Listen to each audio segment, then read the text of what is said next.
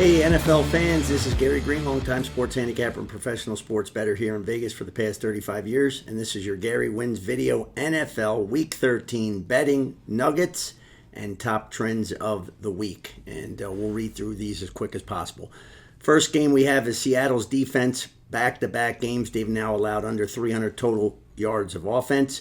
And they're going to go against the Jets defense in this game. The last two games, they've allowed opposing quarterbacks to pass for 78% pass completions. This is not the Jets defense we expected this season. Next up, you have the Vikings. They now will play their third string left tackle in this game. They're going to go against an Arizona defense that has 14 sacks the last 3 weeks. Tennessee's offensive line has allowed a staggering 20 sacks the last 3 games. They will go against the Washington defense, though, that has just 8 sacks the last 4 weeks.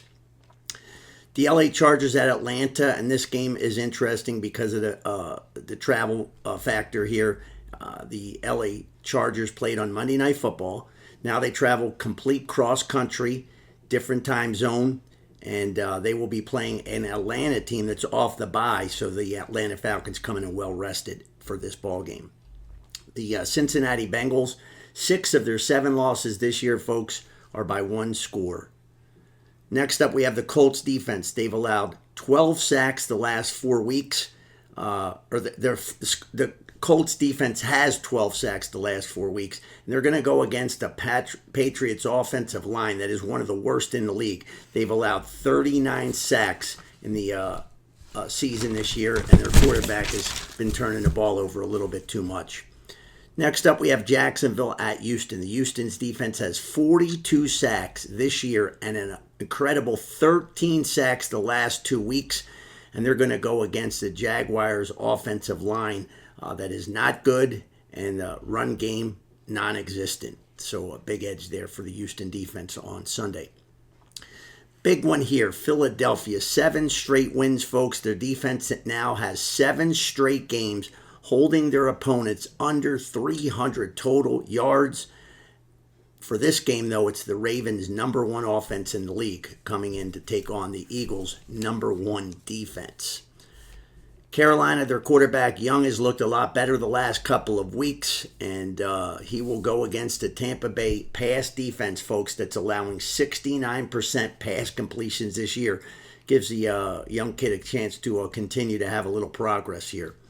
The Saints defense allowing 272 yards passing per game the last 4 games. They cannot stop anybody through the air.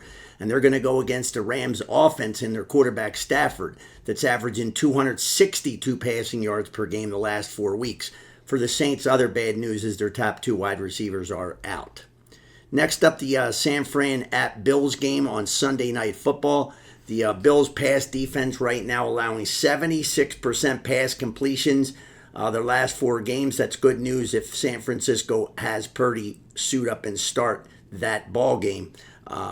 Next up, we have the Cleveland Browns at Denver. That's the Monday Night Football game this week, folks. The Denver defense has 40 sacks this year, and they're going to go against really just about the worst offensive line in the league, Cleveland. They've allowed their quarterbacks to be sacked 47 times this year. And for the quarterback situation in Denver, boy, they have really hit the lottery with this Bo Nix kid. He's got 16 touchdowns and just 2 interceptions since week number 3. So he has improved greatly, and he's getting a grasp of the offense.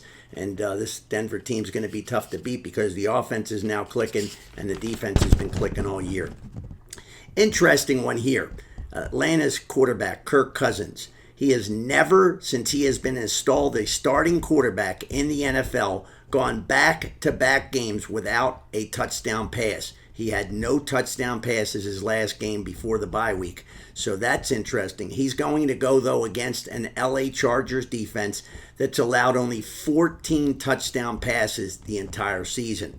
As for the Atlanta defense, just 10 sacks all year. I've been bad-mouthing this defense a lot, but wow, they get no pressure whatsoever. They should be able to give Herbert a lot of time to pass the ball on Sunday. Joe Burrow, 3 straight games, folks, of 3 touchdown passes or more. but it's the defense that is severely letting down that Cincinnati Bengals team as a whole. Cincinnati has 6 overs this year, though, when they're facing winning teams. Unfortunately for them, they've lost all 6 of those games straight up, and they'll take on a winning Pittsburgh team on Sunday. The Vikings have not lost to the Arizona Cardinals, folks, since 1977. I think Bud Grant was the head coach back then. It's 11 straight wins.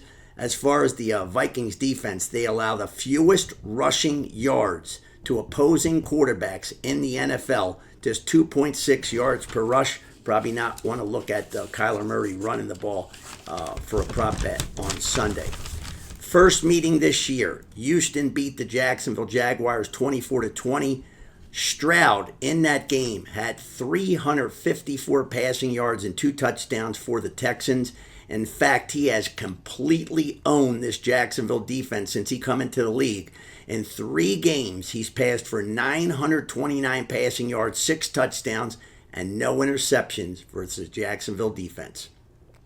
The Rams, a solid 5-1 against the spread as a road favorite since 2022.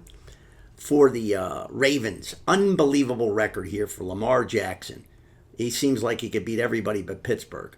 But Lamar Jackson is 23-1 straight up in his career versus NFC opponents. He's going to have his toughest game of the year this year by far against this Philadelphia Eagles #1 defense, and red hot at 7 straight wins for the Eagles.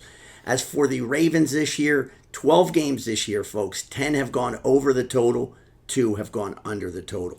And we'll finish with the Cleveland Browns. 2-7 against the spread their last 9 Monday Night Football affairs.